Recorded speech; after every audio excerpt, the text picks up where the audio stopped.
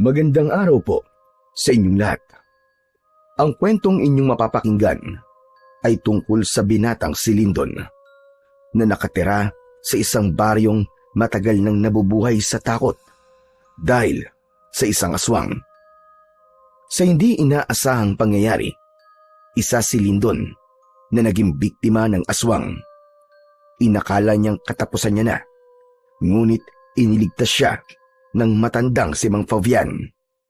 Sa tulong ni Mang Fabian, ay natuto si Lyndon na gamitin ang latigong gawa sa buto ng ahas. Magagawa kayang tuldukan ni Lyndon ang impyernong bumabalot sa kanilang baryo gamit ang bago niyang kaalaman? At anong katotohanan ang wawasak sa kanyang puso? Magiging dahilan ba ang katotohanan na ito para umatras siya sa kanyang misyon? Ngunit bago po ang lahat, huwag po nating kalimutang mag-subscribe at i-hit ang notification bell sa aking YouTube channel na The Voice Addict at Apong Isaak para sa mas marami pang makapigil hiningang kwentong aswang at katatakutan mula sa mundo ng kapapalagan. Umpisahan na po natin ang kwento. May kaba sa mga mata ang binatang si Lyndon habang hinihintay niya sa tabing ilog ng umagang yun si Amor. Ipinarating ni Amor sa matalik niyang kaibigan ni si Manolo na nais siya nitong makausap sa lugar na yon.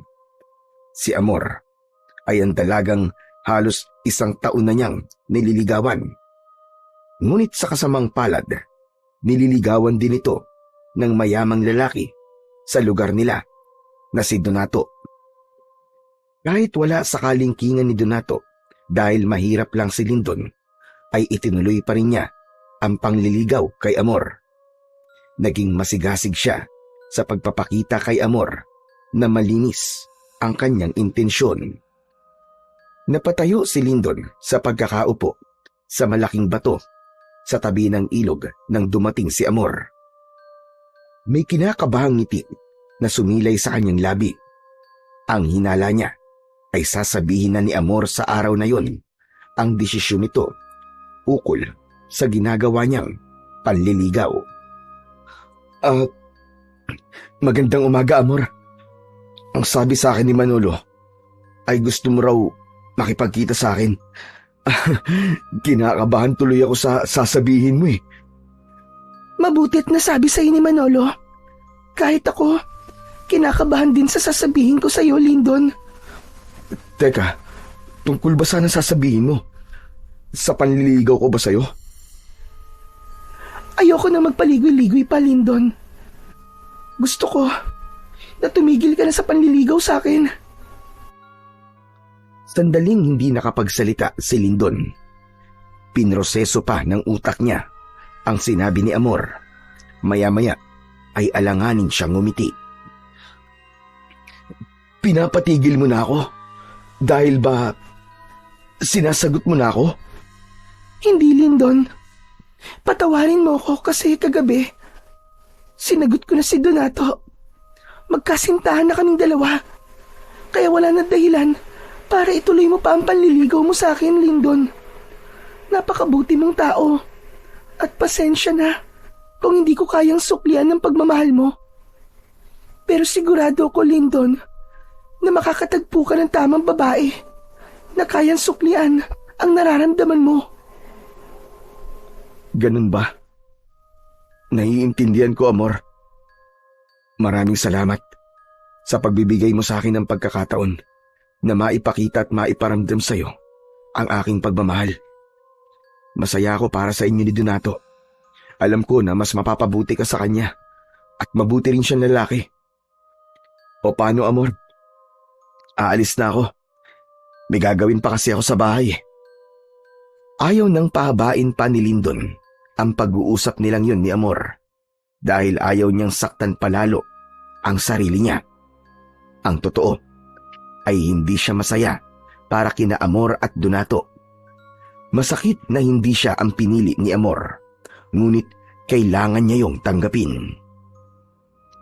Kinagabihan, matapos maghapunan, ay inaya ni Lyndon ang kaibigan niyang si Manolo sa isang video okay bar sa bayan.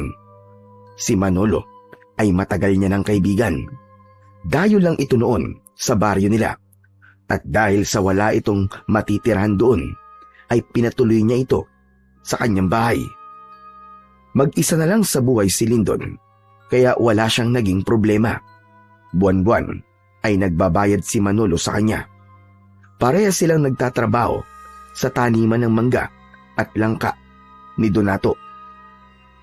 Pagpasok ng dalawa sa video okay bar, ay umupo sila sa isang sulok.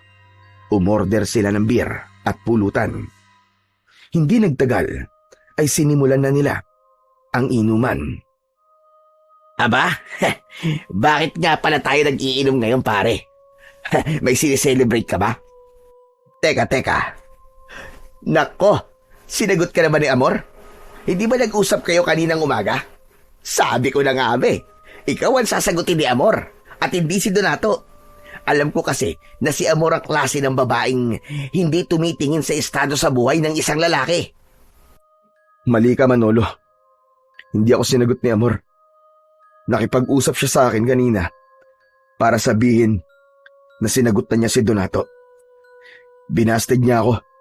Ano ka mo? Totoo ba yan? Matapos ng lahat ng effort mo, ay hindi ka niya sasagutin? Gusto mo ba kausapin ko si Amor? Hindi naman pwedeng mauwi sa wala ang lahat ng hirap mo sa panliligaw mo sa kanya. Hindi ka na nga nakakabili ng bagong brief kahit bacon na mga brief mo kasi nagtitipid ka para maibili lang siya ng kung ano-ano. Wag na, hindi mo na siya kailangan kausapin, Manolo. Desisyon niya yun at wala na tayong magagawa. Kailangan ko na lang tanggapin na hindi ako nanalo sa puso ni Amor. Grabe, ako nasasaktan para sa'yo. Nakita ko kasi ang effort mo Ay, nako talaga. Kaya pala bigla kang nag-aya ng mag-inom dahil doon. Akala ko pa naman celebration to. Pabihira talaga buhay to. Gusto ko lang makalimot kahit sandali lang. Kawawa ka naman, pare. Pero wag ka mag-alala. Umorder ka lang ng lahat ng gusto mo ngayong gabi. Basta, ikaw magbabayad. Oh, akala ko naman ikaw ang magbabayad.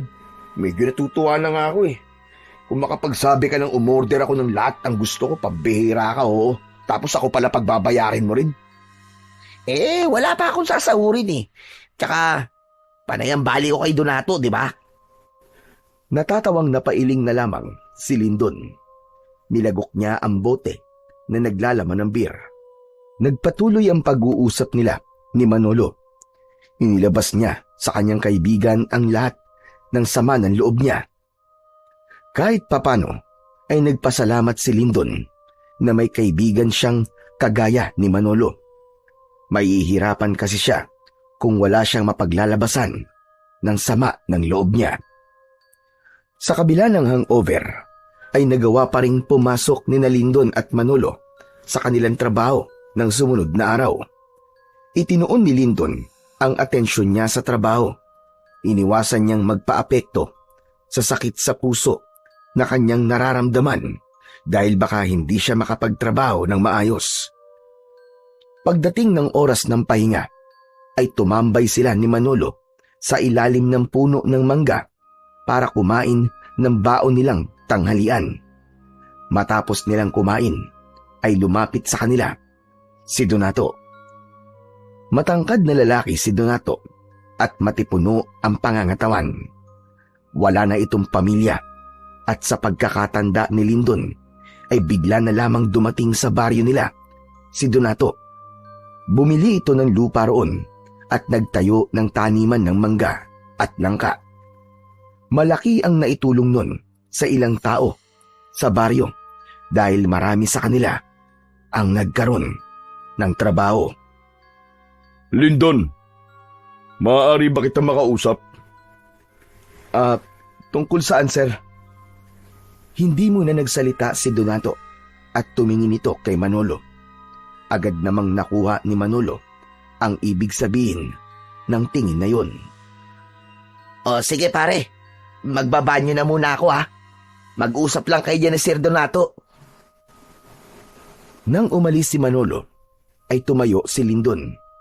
May hinala siya na ang pag-uusapan nila ni Donato ay ang tungkol kay Amor. Ano ho pala ang pag-uusapan natin, Sir Donato? Nasabi na siguro sa'yo ni Amor ang tungkol sa aming dalawa. Meron sana akong ipapakiusap sa'yo, Lindon. Alam ko na magkaibigan kayo ni Amor bago mo siya niligawan. Ang gusto ko sana ay iwasan mo muna siya dahil sa kasintahan ko na siya. Alam mo na siguro ang ibig ko sabihin.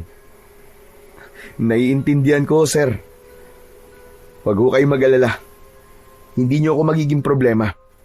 Maluwag po sa dibdib ko na tinanggap ko ang desisyon ni Amor. At yan naman talaga ang ginagawa ko. Iniiwasan ko na po si Amor bilang respeto sa relasyon po ninyong dalawa. Mabuti naman kung ganun. Aasahan ko yan, Lindon. Inilahad ni Donato ang isa nitong kamay. Walang pag-aalinlangan naman na inabot yon ni Lindon at nakipagkamay siya rito. Matapos yon, ay umalis na si Donato at bumalik na si Manolo. O ano pare? Tungkol kay Amor ang sinabi sa'yo ni Sir Donato, no?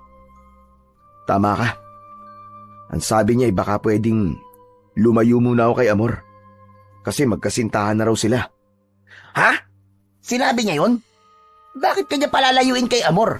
Matagal na kayong magkaibigan. Pero pare, siguro nga tama lang yun. Mas okay na umiwas na muna ako kay Amor. Kasi masasaktan lang ako kung patuloy ako makikipagkaibigan sa kanya. Saka ko na siya kakausapin kapag nawala ng nararamdaman ko sa kanya. Ikaw ang bahala, pare. Ang sinabi ko opinyon ko lang naman. Pero sa pagkakakilala ko sa'yo, matagal mawala ang feelings mo sa isang babae. Kaya panigurado, matatagalan ka pang makamove on kay Amor. Wala na akong magagawa sa bagay na yan. Itutuon ko na lamang ang aking pansin sa ibang bagay, gaya nitong trabaho natin. Yan! Tama yan, pare. Suportado kita dyan. Tinapik ni Manolo ang balikat ni Lindon at ngumiti siya rito. Tumingin sa malayo si Lindon at inisip niya ang mga maaaring mangyari sa kanya sa mga susunod na araw.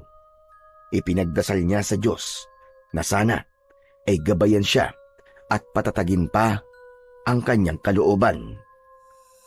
Ngunit hindi lang ang pagkabigo sa pag-ibig ang bumabagabag kay Lindon, kundi ang patuloy na banta ng kamatayan na tila laging nakaamba sa bawat paglubog ng araw. Sa bawat gabi ay hindi siya makatulog ng mahimbing dahil sa banta ng isang aswang na ilang taon nang nananalasa sa kanilang maliit na baryo. Sa loob ng maraming taon ay ilang tao na ang natatagpuang wala ng buhay. Madalas ay wakwak ang tiyan at halos wala ng dugo. Matagal nang nawala ang sigla ng baryo ni Lindon tuwing sumasapit ang gabi. Kaya naman, si Lindon ay naipit sa dalawang bangungot, ang sakit ng pagkatalo sa pag-ibig at ang takot na baka isang gabi ay maaaring siya na ang sunod na biktima ng kinatatakutang aswang. Isang gabi, matapos ang hapunan, ay nagpaalam kay Lindon si Manolo. Pare, pupuntahan ko lang sa kabilang baryo yung kaibigan ko ha. Birthday niya kasi. Nag-aya na mag-iinom kami. Bakit hindi pa kayo kaninang umaga nag-inuman? Alam mo namang delikado dito sa atin kapag gabi. Mamaya, makasalubong mo pa yung aswang eh. Huwag ka mag-alala sa akin, pare. Palagi kong dala ang balisong ko. Ipinagmamalaki na ipinakita ni Manolo kay Lindon ang balisong nito. Tatingin mo ba? May laban yan sa aswang. Sa dami na ng napatay nun, paniguradong napakadali lang para dun na labanan ka kahit may balisong ka, Chong. Ang negatibo mo naman mag-isip, pare. Saka, hindi to ang unang beses na lumabas ako ng gabi. Kahit ilang beses hindi ko nakita yung aswang na yun eh. Pakiramdam ko nga, hindi totoo yun eh. Anong hindi totoo sinasabi mo? Ang dami-dami na nga naging biktima nun di ba? Nung isang gabi kamuntikan nang mamatay si Mang Cardo dahil nakasalubong niya yung aswang. Mabuti na lang at nakatakbo siya at pinapasok siya ni Kapitan sa bahay nila. Kung hindi, paniguradong dadagdag si Mang Cardo sa biktima ng aswang dito sa baryo natin. Alam ko na yan. O sige na, kailangan ko lang umalis at baka ako na lang ang hinihintay ng kaibigan ko Basta, kapag sobrang late na, doon na lang ako makikitulog sa kanila tapos bukas ng umaga na lang ako uuwi. Okay? Kung doon ka matutulog, agahan mo ang uwi mo at may trabaho pa tayo bukas. Oo na pare. Para ka namang nanay ko kung magpaalala Biglang natigilan si Manolo at bumakas sa mukha nito ang lungkot. Alam ni Lindon ang dahilan ng pagbabago ng emosyon ng kanyang kaibigan. Yun ay dahil sa ipinamigay ito ng sarili nitong ina nung bata pa ito. Hindi na nagsalita si Manolo at lumabas na ito ng bahay nila habang si Lindon ay inihatid ng tanaw ang kanyang kaibigan. Saka lang niya isinarado ang pinto nang mawala na sa kanyang paningin si Manolo. Hindi magawang makatulog ni Lindon ng gabing yon. Nais na sana niyang matulog dahil may trabaho pa siya kinabukasan, pero sadyang mailap ang antok sa kanya. Bumangon siya at lumabas ng bahay upang magpahangin. Ilang minuto na lang at 12:00 na ng hating gabi. Tahimik ang paligid, kaya nang may narinig siyang pagsigaw ng isang babae sa hindi kalayuan, ay dinig na dinig niya yon. Tulong! Tulungan niyo ako! Si Lolo! Teka, si Amor yun Ang unang pumasok sa isip ni Lindon ay baka inaatake ng aswang si Amor. Bumalik siya sa loob ng bahay at kinuha ang matalas niyang itak. Tumakbo siya papunta sa pinanggagalingan ng sigaw. Hindi nga siya nagkamali dahil nakasalubong niya si Amor na tumatakbo at takot na takot. Napayakap si Amor kay Lindon na parabang naramdaman itong ligtas na ito nang makita siya. Lindon, salamat sa Diyos at nakita kita. Tulungan mo ako. Bakit? Ano ba nangyayari? Hinahabol ako ng aswang. Ha? Nasaan ang aswang? Hindi ko alam. Kanina'y nasa likod ko lang siya. Tulungan mo ako, Lindon. Magsasalita pa sana si Lindon, ngunit isang mababang pag-ungol ang narinig nila sa kung saan. Paglingon nila sa kaliwa ay nagimbal sila nang makita nila ang aswang. Matangkad yun at may malaking katawan. Meron yung makapal na balahibo, mapupulang mga mata at matutulis na mga ngipin at kuko. Naglalawa yun na parabang gutom na gutom. Iniharang ni Lindon ang sarili niya kay Amor. Humigpit ang paghawak niya sa itak. Yun ang unang beses na nakaharap niya ang aswang, kaya matindi ang takot at kilabot na kanyang naramdaman. Umalis ka rito! Kung inaakala mo matatakot ako sa'yo ay nagkakamali ka! Hindi ka sasantuin ng itak ko! Galit na umangil ang aswang. Humakbang ito ng isa, pero hindi natinag si Lindon sa kanyang kinatatayuan. Lindon, siya yung aswang na sinasabi ko sa'yo na humahabol sa akin. Huwag kang mag-alala, Amor. Hindi ko hahayaan na may mangyaring masama sa'yo. Hoy, aswang!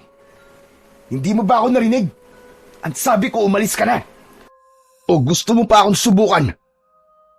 Iwinasiwas ni Lindon sa hangin ang kanyang matalas na itak. Ipinakita niya sa aswang na hindi siya natatakot kahit ang totoo ay natatakot na siya rito. Alam niya kung gaano nakarami ang napatay ng aswang at kung mamalasin siya ay mapapabilang siya sa mga buhay na kinuha nito. Ngunit sa hindi inaasahang pangyayari ay umatras ang aswang. Marahan itong humakbang patalikod habang hindi nito inaalis ang tingin kay Lindon. Unti-unting nawala ang aswang hanggang sa tuluyang yung nilamon ng kadiliman. Humarap si Lindon kay Amor na nanginginig sa takot. Hinawakan niya ang magkabilaan nitong balikat. Amor, ligtas ka na. Wala na siya. Wala na yung aswang na humahabol sa'yo. Sigurado ka bang hindi na siya babalik, Lindon? Sa palagay ko naman hindi na. Mukhang natakot siya sa itak ko eh. Maraming salamat, Lindon. Kung hindi dahil sa'yo, ay baka kung ano nang nangyari sa akin. Wala yon. Walang anuman. Pero ano ba kasing ginagawa mo? At nasa labas ka ng ganitong oras? Alam mo namang delikado na dito sa baryo natin kapag ganitong oras na, di ba? Nagising kasi ako. Nawala sa tabi ko si Donato. Nag-alala ako sa kanya kaya lumabas ako para hanapin siya. Hindi ko naman akalain na makakasalubong ko sa daan yung aswang. Napatda si Lindon sa sinabi sa kanya ni Amor. Hindi siya tanga para hindi makuha ang sinabi ni Amor. Ang ibig mong sabihin magkasama na kayo ni Donato sa iisang bahay? Ganun na nga, Lindon. Doon na ako nakatira sa bahay niya. Gusto niya kasi na magkasama kami para nababantayan niya ako. Grabe. Ang bilis naman. Hindi ko akalain na magsasama na kagad kayo sa iisang bubong. Kahit halos 4 na buwan pa lang ang relasyon nyo. Yung totoo niyan, Lindon, 2 buwan na akong buntis. Pagkapanganak ko, ay magpapakasal na kami. Ngumiti si Lindon sa kabila ng kirot na nararamdaman niya sa kanyang puso.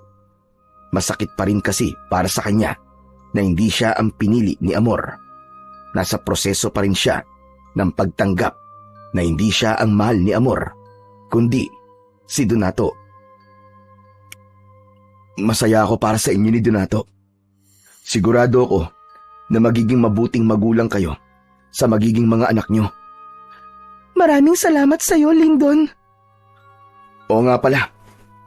Iatid na kita sa bahay ni Donato para makasiguro ko na ligtas ka makakauwi. Pero si Donato, kailangan ko pa siyang hanapin. Baka kung ano na nangyari sa kanya. Nag-aalala ako sa kanya kanina pa.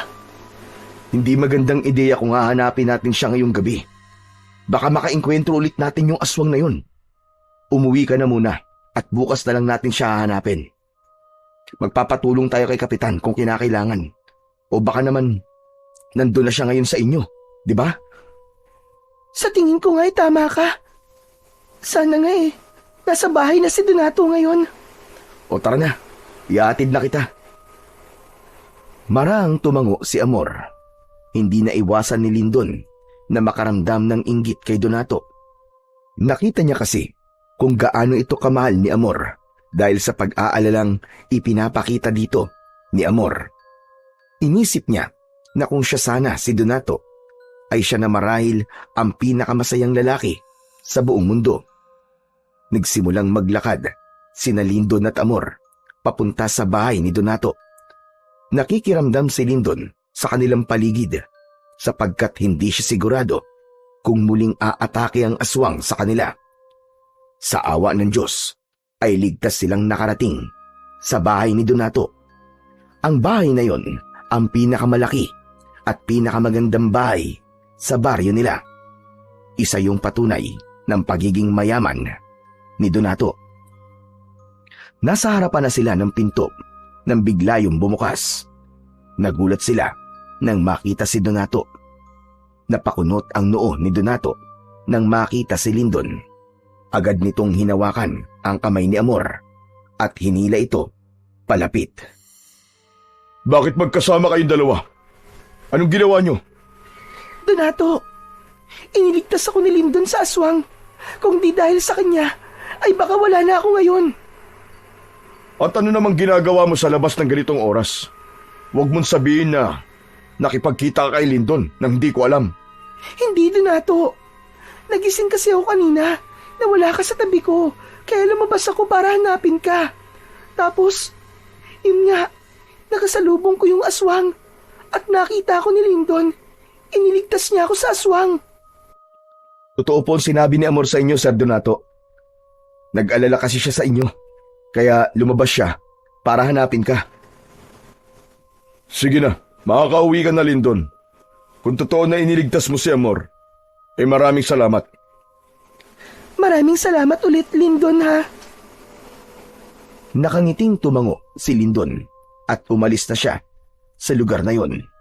Alam niya na nagduda si Donato sa kanila ni Amor at naawa siya kay Amor dahil mas inuna pa ni Donato ang pagdududa kesa sa hindi magandang nangyari sa nobya nito.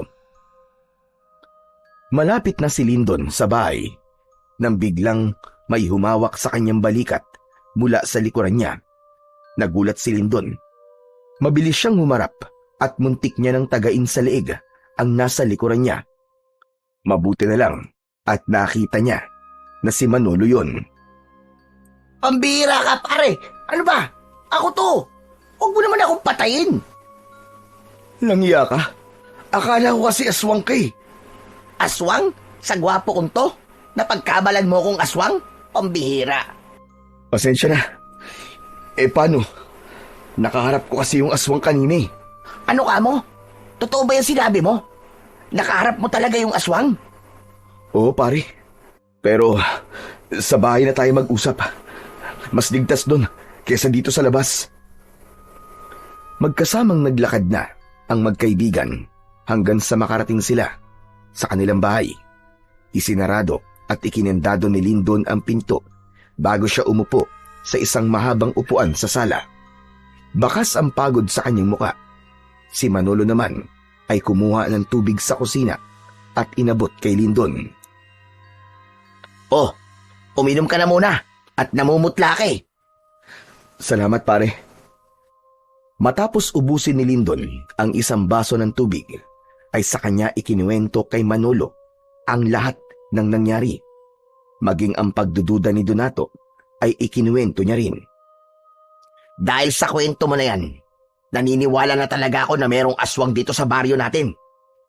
Pero ang hindi ako makapaniwala ay mas inuna pa ni Sir Donato ang magduda kaysa mag-alala kay Amor. Parehas tayo na naisip pare. Grabe. Naawa nga ako kay Amor kasi naramdaman ko na parang walang pakialam si Donato sa kanya. Wala naman tayong magagawa kasi siya ang pinili ni Amor eh. Sa bagay, tama ka. Pero maiba ako Manolo. Bakit palang bilis mong umuwi? Akala ko ba doon ka matutulog? Wala eh. Natapos kagad yung inuman namin eh. Kaya kung mapapansin mo, hindi ako lasing. Paano kasi? Iisang bote ng alak yung binili ng may birthday. Nung naubos na, gusto niya na mag-ambagang kami ng mga bisita niya para bumili ng alak. Siyang may birthday tapos kami ang sasagot sa alak. Aba, mali naman yun. Kaya umuwi na lang ako. Ang kunat mo talaga. Hindi mo pa pinagbigyan. Sumahod naman tayo kahapon, di ba? Kahit na may pera ako, hindi ako mag-aambag sa pang-alak niya, no? Ang lakas ng loob niyang mag-aya ng inuman tapos isang bote lang palang kaya niya. Bagyang natawa si Lindon sa sinabi ni Manolo. Hindi nagtagal ay nagpaalam na siya kay Manolo na matutulog na siya. Pumasok na siya sa kanyang kwarto at nang nakahiga na siya ay patuloy pa rin niyang iniisip ang nangyari. Hanggang sa sandaling yun ay hindi pa rin siya makapaniwala na nakaharap na niya ang aswang at nakita niya yun ng malapitan. Kahit pumikit siya ay hindi pa rin nawala sa isip niya ang nakakatakot na itsura ng aswang.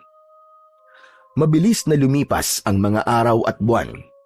Patuloy na namuhay sa takot ang mga tao sa baryo ni Lindon dahil sa pag-atake ng aswang. Kahit isa sa kanila ay walang naglalakas ng loob na tugisin ito. Kahit ang kanilang kapitan at ang mga tanod ay takot na magronda sa gabi.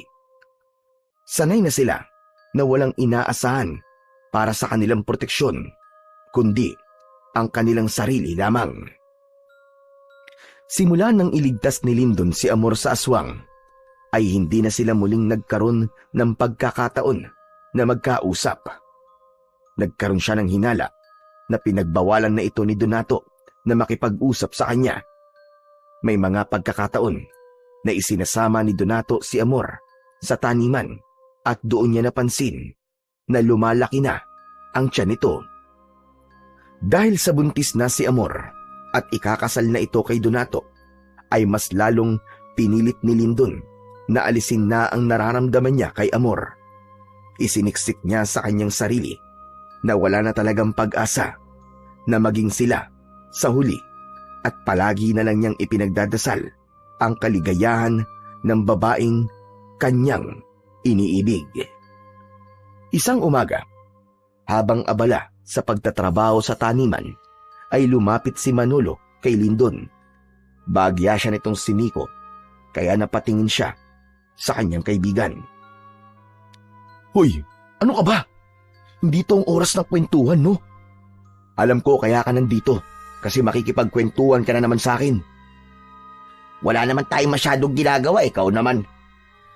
Pero tignan mo sina Amor at Donato. Ang laki na ng tiyan ni Amor, no? Siguro, malapit ng mga anak yan. Hayaan mo na sila, Manolo. Bakit parang hindi ka masaya? Akala ko ba sabi mo sa akin magiging masaya ka na lang para kay Amor.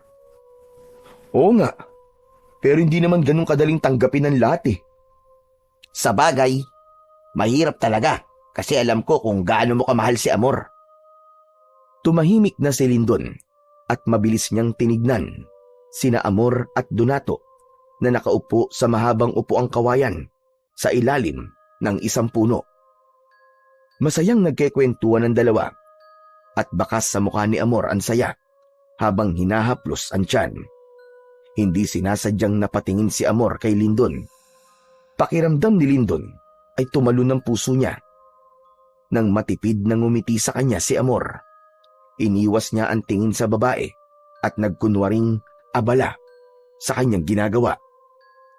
Isang gabi, habang mahimbing na natutulog si Lindon, ay nagising siya sa sigawan ng mga tao sa labas.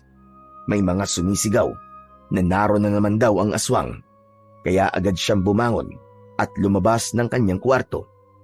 Sumilip siya sa pinto at nasilayan niya ang mga taong nagkakagulo, ngunit hindi niya makita ang aswang.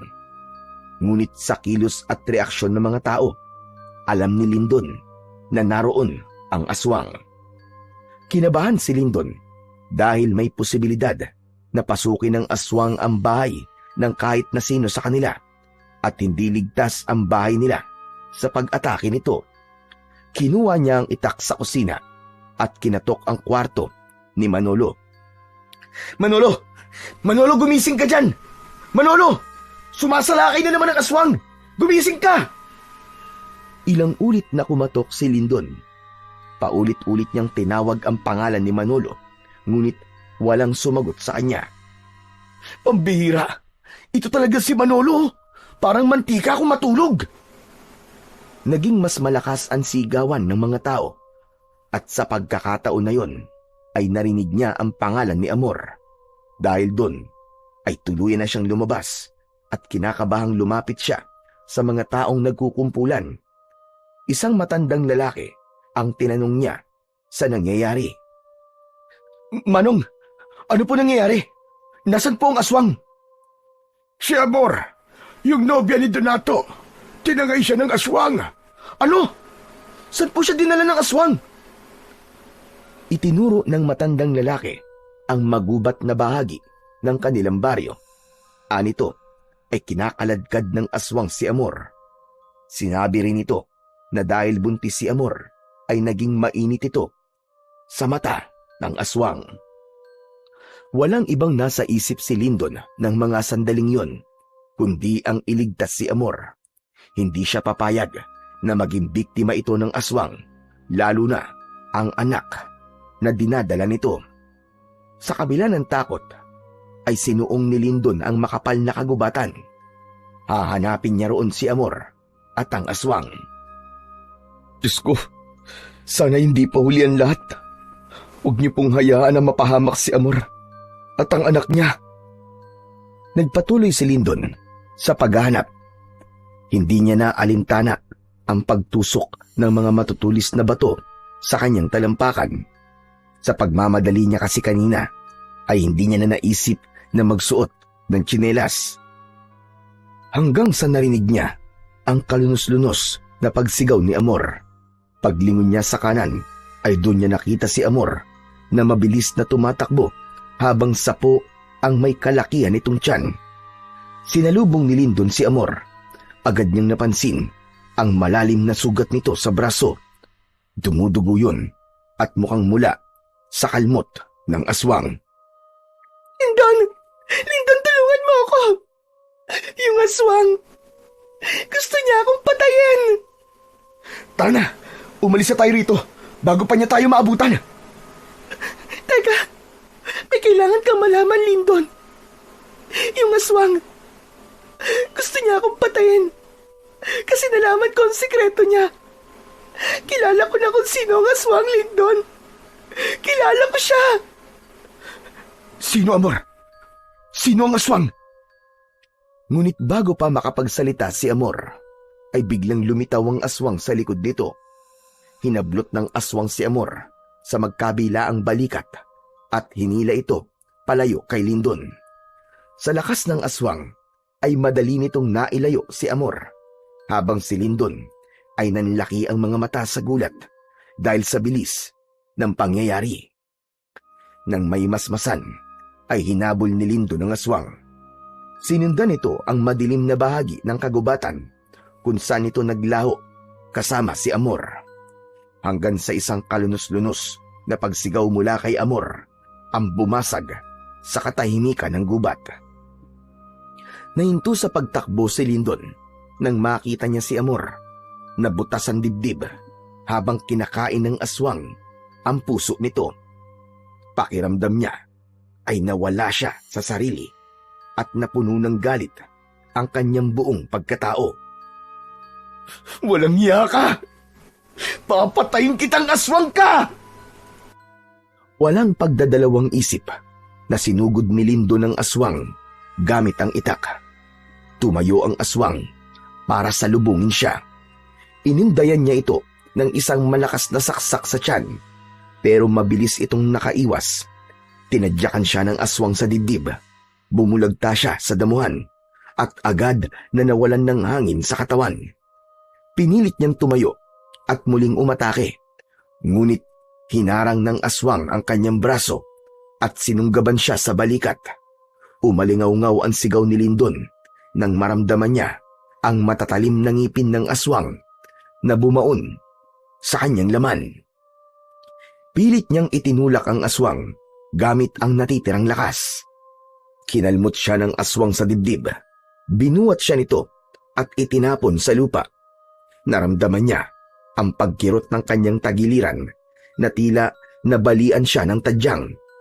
Puno ng dugo ang kanyang katawan at nanlalabo na ang kanyang paningin. Nang sandaling yun, napagtanto ni Lindon na wala siyang laban sa aswang. Kung hindi siya tatakas, ay matutulad siya kay Amor.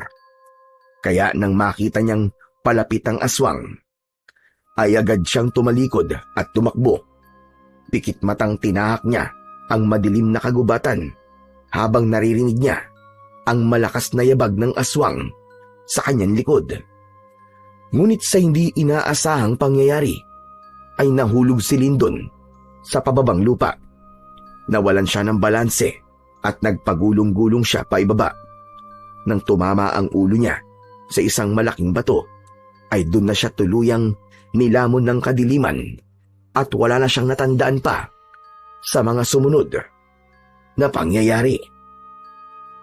Ang buong akala ni Lindon ay katapusan niya na, kaya laking gulat niya nang muli siyang magising sa loob ng isang kubo na hindi pamilyar sa kanya. Sinubukan niyang bumangon, ngunit sumakit ang kanyang buong katawan. Isang matandang lalaki ang pumasok sa kubo na may dalang mangkok na may umuusok na sabaw. Sino ka? Nasaan ako? Ako si Fabian. Ako nakakita sa iyo sa gubat na walang malay. Nandito ka sa aking kubo. Huwag kang mag-alala. Ligtas ka rito sa aswang. Paano mo nalaman na aswang ang may gawa nito sa akin?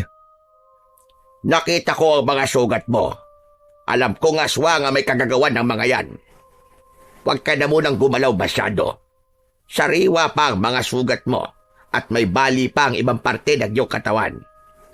Ngunit huwag kang mag-alala. Nalinis at nilagyan ko na ng gamot ang iyong mga sugat. Bumalong ang luha ni Lindon nang maalala niya ang nangyari sa babaeng minsan niyang inibig na si Amor. Bumalik sa alaala niya ang pagkain ng aswang sa puso ng dalaga. Papatayin ko ang aswang na yun.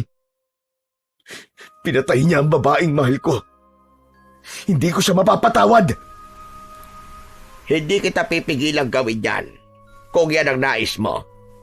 Pero sa ngayon, mas makabubuti kung magpapagaling ka na muna, Amang. Sa kalagayan mo ngayon, ay hindi mo pa kayang labanan ng aswang. Oh, heto. Humigop ka na sabaw. Nagluto ko ng sinabawang talbos ng kamote. Makabubuti to para sa'yo. Pinagmasdan ni Lindon ang matandang lalaki habang inilalapag nito ang mangkok sa maliit na lamesa sa tabi ng papag kung saan siya inihiga. Tinulungan siya nitong makasandal sa dingding. Maaliwalas ang mukha ng matanda at kahit noon lang niya ito nakita ay magaan kagad ang kalooban niya rito. Ma'am Fabian, maraming salamat po sa pagligtas niyo po sa buhay ko. Napakabuti po ng puso niyo kasi kahit hindi niyo naman po ako kilala ay tinulungan niyo pa rin ako. Kung patay ka nung nakita kita, ay pababayaan na lang kita. Pero buhay ka pa at lumalaban. Hindi kaya ng konsensya ko na hayaan ka roon na tuluyang mamatay. Pero mamaya na tayo mag-usap. Humigop ka muna ng sabaw para kahit papano magkalaman naman ang sikmura mo. Pinilit ni Lindon na humigop ng sabaw kahit wala siyang ganang kumain. Patuloy kasing naglalaro sa utak niya ang pagpatay na ginawa ng aswang kay Amor. Napakasakit para sa kanya ng pangyayaring yun, lalo na't hindi lang ang buhay ni Amor ang kinuha ng aswang, kundi maging ang buhay ng sanggol na dinadala nito. Matapos maubos ni Lindon ang sabaw, ay doon na siya muling kinausap ni Mang Fabian. Nagpakilala na siya sa matanda at ikinuwento niya rito ang lahat ng nangyari. Simula sa ilang taong pag-atake ng isang aswang sa baryo nila at ang pagpatay ng aswang kay Amor. Lahat ng detalye ay sinabi niya kay Mang Fabian. Nang matapos ng magkwento si Lindon, ay naramdaman niya ang bigat sa muka ng matandang lalaki. Naririnig ko ang tungkol sa aswang na yan sa tuwing nagtutungo ko sa palengke para magbenta ng mga tanim kong gulay. At alam kong napakasakit ng pinagdadaanan mo ngayon. Masakit makita na mamatay ang isang taong importante sa'yo, lalo na sa kamay ng isang aswang. Ang ibig niyo po bang sabihin may mahal kayo sa buhay na pinatay din ng aswang? Tama ka. Meron nga. Hindi lang isa, kundi dalawa. Ang aking asawa at anak. Wala akong nagawa noon. Halos mabaliw ako. Kaya itinigil ko na ang pagiging manunugis ng mga aswang dahil pakiramdam ko ay wala nang dahilan para gawin ko pa yon. Teka, isa po kayong manunugis? Noon yon, Lindon. May kaalaman din ako sa panggagamot. Nang huminto na ako, ay pinili ko manirahan dito sa gubat na malayo sa mga mahal ko sa buhay. Gusto ko silang protektahan dahil alam ko na uubusin ng mga aswang ang mga taong malapit sa akin. Hanggat hindi ako humihinto sa pagtugi sa mga hayop na yon. Hindi akalain ni Lindon na mas mabigat pa pala ang naranasan ni Mang Fabian kung ikukumpara sa nangyari sa kanya. Ganun pa man, nakitaan niya si Mang Fabian ng katatagan ng loob Gusto ko pong patayin ng aswang na nananalasa sa aming baryo, Mang Fabian. Gusto kong tuldukan ng napakaraming taon na nabuhay kami sa takot nang dahil sa kanya. Panahon na para kahit isa ay may lumaban sa halimaw na yon. Sa tingin ko po, ay pinagtagpo po tayo ng tadhana upang turuan niyo po ako ng inyong nalalaman sa pakikipaglaban sa mga aswang. Lyndon, hindi birong kalaban ng mga aswang, sinasabi ko sa'yo. May ilan sa kanila na matatalino, tuso. Gagamitin nila ang kahinaan mo kung hindi ka nila magagawang talunin. Dapat ay buo ang loob mo kung gagawin mo ang iyong sinabi. Buo na po ang loob ko, Tatang. Ayoko na pong hintayin na may mabiktima pa siya na taong malapit sa akin. Walang problema sa akin kung nais mong matutunan ang aking nalalaman. Pero sa ngayon, magpalakas ka na muna. Hindi makabubuti sa'yo kung sisimulan kagad natin ang iyong pagsasanay na ganyan ang kalagayan ng iyong katawan. Sumang-ayon naman si Lyndon sa sinabing yon ni Mang Fabian. Naiintindihan niya na hindi siya maaaring magpadala sa kanyang galit. Alam niya na hindi siya maaaring sumabak sa gera na walang alam sa kung paano makipaglaban.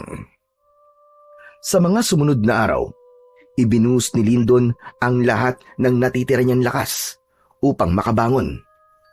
Sa kabila ng sakit ng mga sugat at panghihina ng katawan, ay pinilit niyang gumalaw araw-araw, kahit paunti-unti lamang.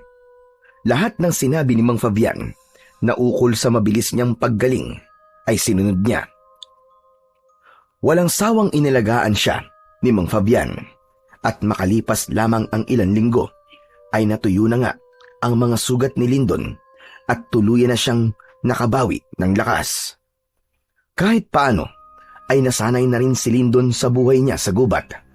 Wala siyang ibang taong nakakausap kundi si Mang Fabian, ngunit hindi naalis sa kanya ang pag-aalala sa kanilang baryo. Isang hapon, nakaupo si Lyndon sa labas ng kubo. Nakatanaw siya sa araw na unti-unti nang lumulubog. Maya-maya pa ay dumating si Mang Fabian na may dalang bigas na nakalagay sa plastic bag. Nakangiting lumapit ang matanda kay Lyndon. Kumusta ka naman dito, iho, habang wala ako? Ayos lang po, Mang Fabian. Pero hindi ko po maiwasang mag-alala sa mga tao sa aming baryo eh. Sigurado po ako na hanggang ngayon ay patuloy pa rin naghahasik ng lagim at kamatayan yung aswang na yon. Handa ka na ba, Lyndon? Gusto mo naman turuan kita ng kaalaman ko sa pakikipaglaban sa mga aswang? Handa na po ako, Mang Fabian. Ayoko na pong patagalin pa ang pamamahinga ko. Kailangan ko nang harapin ang aswang na yon. Sige, bukas ay sisimulan na natin ang iyong pagsasanay.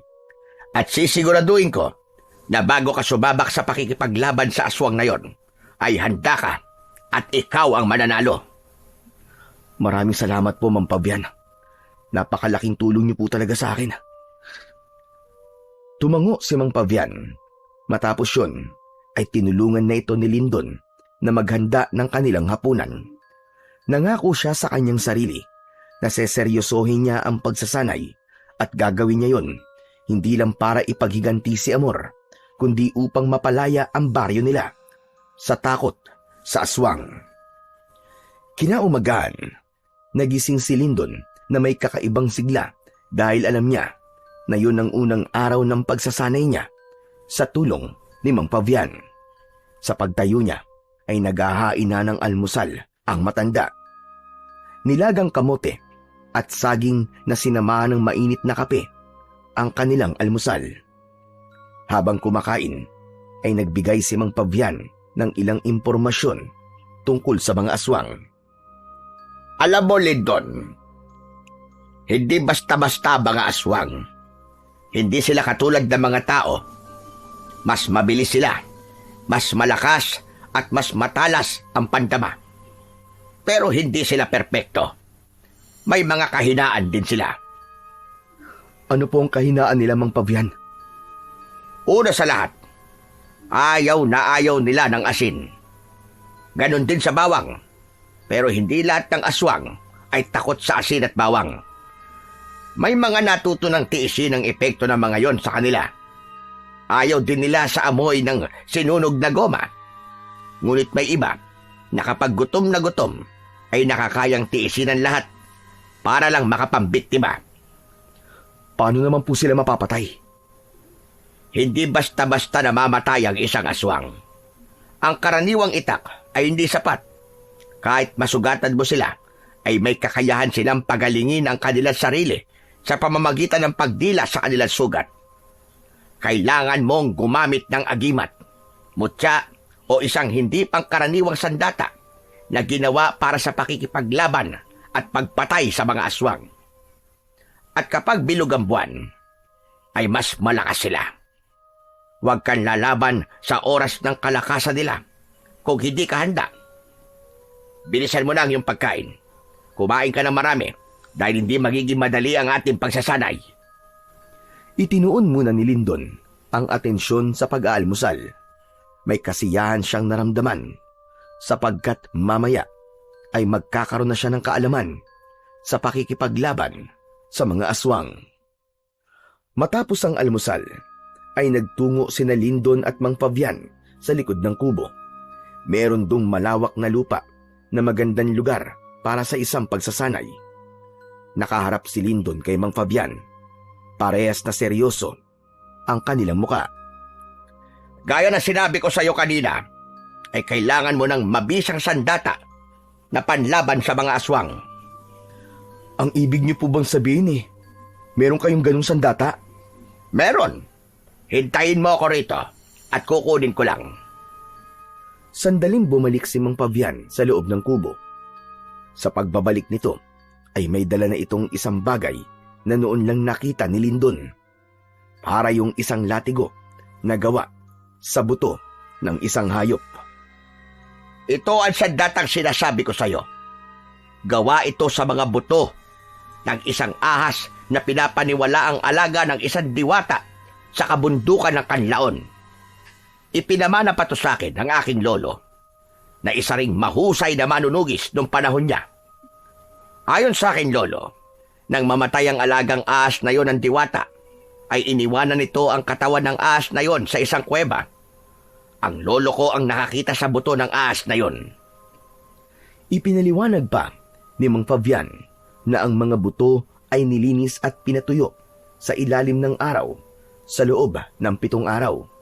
Pagkatapos ay pinakuluan yun sa banal na langis. Hindi ito basta latigo lamang, Lindon. Isa itong pangil ng liwanag laban sa kadiliman. Kung marunong kang gumamit nito, kaya nitong durugin ang laman at buto ng kahit nanong aswang. Pero tandaan mo, hindi ito gumagana kung ang puso mo ay puno ng galit at paghihiganti. Dapat malinaw ang layunin mo. Inabot ni Mang Fabian ang latigo kay Lindon. Naramdaman niya ang bigat nun. Ang latigo ay may habang halos 5 talampakan. Ang hawakan nun ay gawa sa isang matibay na uri ng kahoy. Sa dulo ng latigo ay may matulis na buto na parabang sinadya yun upang dagdag na pang-atake sa kalaban. Hindi nagtagal ay sinimulan na ni Lindon at Mang Fabian ang pagsasanay. Matikas na tumayo si Lindon habang hawak ang latigong gawa sa buto ng ahas. Mahigpit ang pagkakakapit niya sa hawakan nito, habang si Mang Fabian naman ay ilang hakbang lang ang layo. May hawak itong lubid na kunwari ay latigo. Yun ay upang mas maunawaan ni Lindon ang tamang paggalaw at pag-atake. Tandaan mo sasabihin ko, Lindon. Ikaw ang kokontrol sa latigo at hindi ikaw ang kokontrol nito. Itinaas ni Lindon ang latigo at marasyong inihampas sa lupa. Napaatras siya sa lakas ng bagsik ng hagupit ng latigo. Bagyang nahukay ang lupa kung saan tumama ang latigo. Sa sumunod na mga minuto ay itinuro naman ni Mang Fabian kay Lindon kung paano gamitin ang latigo sa pag-atake at gayon din sa pagdepensa. Dahil hindi likas ang pagiging mandirigma, ay labis na nahirapan si Lindon. Mang Pavian, napakahirap palang gamitin ang latigo sa pakikipaglaban. Wala ka po bang ibang sandata na pwede kong gamitin gaya ng itak o kaya espada? Kung nais mong mapatay ang aswang sa inyong baryo, ay kailangan mo maging mahusay sa paggamit ng latigong yan. Walang nananalo na sa una pa lang ay sumusuko na kagad. Palagi mong isipin na walang bagay ang madali sa una. Lahat ay dapat pinaghihirapan bago mo marating ang tagumpay. Sa sinabing yon ni Mang Pavian, ay nabuhayan ng loob si Lindon. Inisip niya si Amor at ang mga tao sa kanilang baryo. Bagamat patuloy siyang nahirapan sa pagsunod sa galaw ni Mang Pavian, ay hindi na siya nagreklamo. Inisip niya na kailangan niyang matutunan ng lahat ng dapat niyang matutunan upang magtagumpay siya sa sandaling magkaharap na sila ng aswang. Habang lumilipas ang oras, ay unti-unti niyang naramdaman ang pagkakaisa ng kanyang katawan at ng latigo. Ganun pa man, aminado siya na marami pa siyang kailangan matutunan bago niya harapin ang aswang sa kanilang baryo. Matapos ang nakakapagod na pagsasanay, ay naupo si Lindon sa harapan ng kubo. Lumapit sa kanya si Mang Pavian at inabutan siya nito ng isang basong tubig. Nagpasalamat siya sa matanda. Bago yun, ininom. Grabe, ang hirap po talaga magsanay sa paggamit ng latigo niyo, Mang Pavian. Pero tinandaan ko po ang mga sinabi niyo sa akin na hindi dapat kagad sumuko. Gaya mo ay nahirapan din ako nung unang nagsanay ako niyan sa paggamit ng latigo. Maigpit noon ang lolo ko. Kapag nagkamali ako, ay hinahampas niya ako ng kanyang tungkod. Mukhang hindi niyo naman po gagawin sa akin yun kasi wala po kayong tungkod eh. Huwag ka mag-alala. Magkaiba kami ng aking lolo ng estilo sa pagsasanay. Sandaling natigilan si Lindon. Nang sandaling yun, ay bumalik sa kanyang alaala ang huling sandali ni Amor at isang bagay ang kanyang naalala. Mang Pavian, may bigla lang po ako naalala. May sinabi kasi sa akin si Amor eh. Ang sabi niya ay kilala na niya kung sino ang aswang. Kaya lang hindi niya nasabi sa akin kung sino kasi bigla siyang hinilat, pinatay nung aswang eh. Ang ibig po bang sabihin nun eh, isa sa mga nakatira sa baryo namin ng aswang? Malaki ang posibilidad na tabag yung sinabi. Kung kilala siya ni Amor, ibig sabihin ay isa ito sa mga nakakasalamuhan niya sa araw-araw. Pero sino sa kanila ang aswang? Sayang kasi namatay si Amor nang hindi niya nasabi sa akin kung sino ang aswang na matagal nang nagpapahirap sa amin lahat. Mas magiging madali sana ang pakikipaglaban mo kung makikilala siya dahil maaari mo siyang atakihin na abang nasa anyo siyang tao. Mahina ang isang aswang kapag wala siya sa kanyang totoong anyo. Pero hindi bale. Ang importante ay nagsasanay ka na ngayon para kapag nakaharap mo siya na nasa anyong tao o aswang man siya, ay nasisiguro ko sa iyo na ikaw ang mananalo. Tumingin sa malayo si Lindon.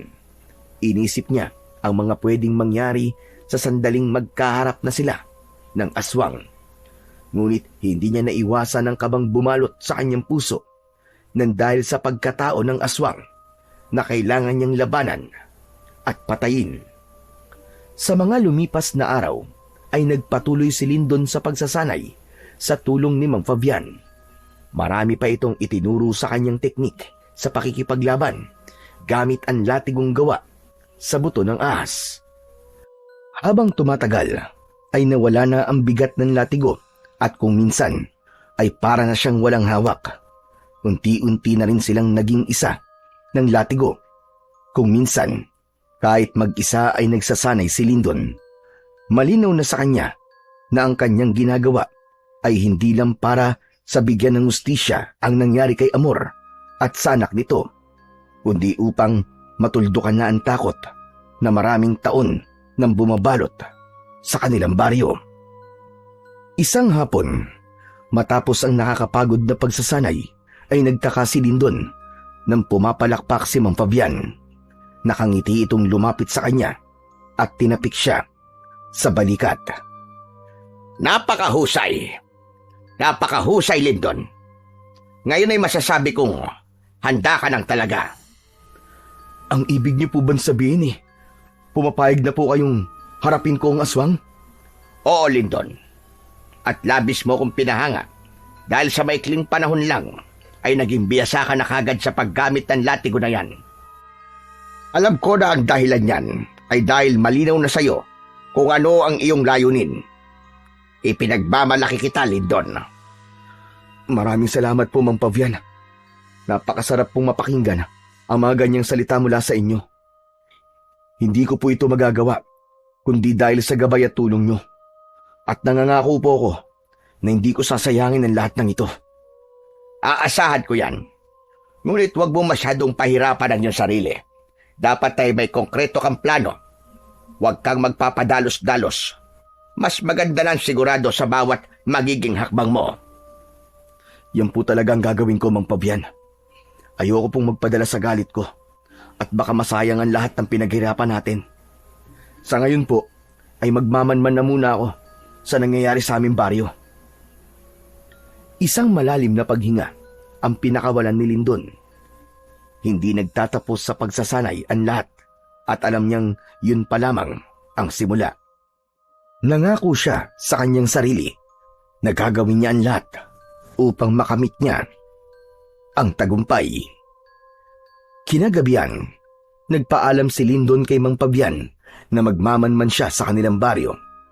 Pinayagan naman siya ni Mang Fabian at pinag-ingat siya nito. Nais alamin ni Lindon ang kalagayan ng kanilang baryo dahil mahigit 1 buwan na ang nakararaan simula nang mawala siya roon.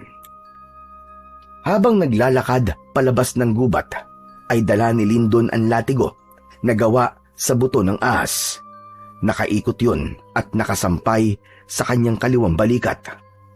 Nang makarating na siya sa kanilang baryo, ay sumalubong sa kanya ang pamilyar na katahimikan. Wala pa rin nagbago. Ganun pa rin. Nabubuhay pa rin ang mga tao rito sa takot. Ang unang naisip ni Lindon ay puntahan si Manolo sa kanilang bahay. Sigurado siya na nag-aalala na ito dahil napakatagal na niyang nawala. Pagdating niya sa kanilang bahay ay marahan siyang kumatok. Naisip niya na lakasan ang pagkatok dahil naalala niya na malalim palagi ang tulog ng kanyang kaibigan. Hindi nagtagal ay narinig niya ang yabag ng paa sa loob ng bahay. Sandali lang! Ano ba yan? Istorbo naman to. Kasunod noon ay bumukas na ang pinto. Nanlaki ang mga mata ni Manolo nang makita si Lindon. Napanganga ito na parabang hindi ito makapaniwala. Bahagyang itinulak ni Lindon si Manolo at saka siya pumasok. Isinarado niya kagad ang pinto. Marahan niyang tinampal ang pisngi ni Manolo. Hoy, Hindi ka na nanaginip ha? Ako to. Hindi ako aparisyon. Hinawakan ni Manolo ang braso ni Lindon. Umakyat ang kamay nito sa kanyang muka at saka siya nito niyakap ng maigpit. Ikaw nga, pare! Salamat at buhay ka! Akala ko talaga patay ka na Kumalas si Manolo sa pagkakayakap at bakas pa rin sa mukha nito ang pagkagulat. ikaw naman, nawala lang ako, inisip mo na kagad na patay na ako. Paano ba naman kasi? Ang sabi ng mga tao, sinubukan mo daw iligtas si Amor mula doon sa aswang. Tapos, hindi na namin nakita ang katawan mo. Oo nga pala. Si Amor, walang awa siyang pinatay ng hayop na aswang na yun. Hindi ko sila nailigtas ng anak niya, Manolo. Naging emosyonal si Lindon. Naluwa siya habang mariin na nakakuyom ang mga kamay. Huwag mong sisihin ang sarili mo, Lindon. Wala kang kasalanan sa nangyari. Tama ka. Wala nga akong kasalanan. Ang aswang na yun ang may kasalanan ng lahat. Manolo, ano na palang nangyari kay Amor? Malamang, nakalibing na siya ngayon. Nakakaawa nga ang itsura niya nang makita namin eh. Wala na siyang puso, tapos wakwak pa yung tiyan. Yung baby niya wala na rin. Mukhang kinain na nung aswang. Pero pare, masaya ako na makita kitang buhay. Ano pa lang nangyari sa'yo? Sinubukan kong iligtas si Amor. Pero huli na ang lahat. Ako ang sunod na pinuntirya ng aswang. Lumaban ako nung una. Pero wala akong laban sa kanya kaya tumakas ako. Kaya lang nahulog ako sa mababaw na bangin. Tapos nawalan ako ng malay. At saka ano pare? sa ngayon ayoko munang sabihin sa kahit na sino nangyari pagkatapos kong makatakas sa aswang. Pero may sinabi sa akin si Amor bago siya mamatay. Ano yun? Ang sabi niya sa akin bago siya mamatay ay kilala niya kung sino ang aswang. Malakas ang kutob ko na kaya siya pinuntirya ng aswang na yun ay dahil nalaman ni Amor ang sikreto nito kung sino talaga siya. Kaya lang, hindi na sa akin nasabi ni Amor kung sino ang aswang Kaya nandito ako para alamin kung sino ang hayop na yun. Sayang nga pare. Kung nasabi sana sa ni Amor, malamang sinugod na ng mga tao kung sino ang aswang dito sa baryo natin para natapos na sana ang kasamaan niya. Kaya nga ako bumalik dito para patayin ang aswang na yon. Oras na para wakasan ng ilang taon na palagi tayong natatakot. At gagawin mo yun na mag-isa pare? Alam mo ba kung gaano kabagsik at kawalang awa yung aswang na yon? Baka mapahamak ka. May sandata ako laban sa kanya. Inalis ni Lindon ang latigong gawa sa buto ng ahas mula sa kanyang balikat at ipinakita niya yon kay Manolo. Ang latigong to ang gagamitin ko laban sa kanya, Manolo. Isa itong mabisang sandata laban sa mga aswang. Ang latigong to ay gawa sa buto ng ahas na alaga ng isang diwata. Wow! Ang astig naman yan, Lindon. Ngayon lang ako nakakita ng ganyang klaseng latigo Kaya kailangan kong malaman kung sino ang aswang dito sa ating baryo, Manolo. Sana matulungan mo ko. Anong klaseng tulong ang kailangan mo? Basta kaya ko gagawin ko. Matagal ko na rin gustong mawala ang aswang na yun Magmanman ka rito sa baryo natin. Pag-aralan mo ang kilos ng lahat, lalo na yung mga alam mong kilala ni Amor.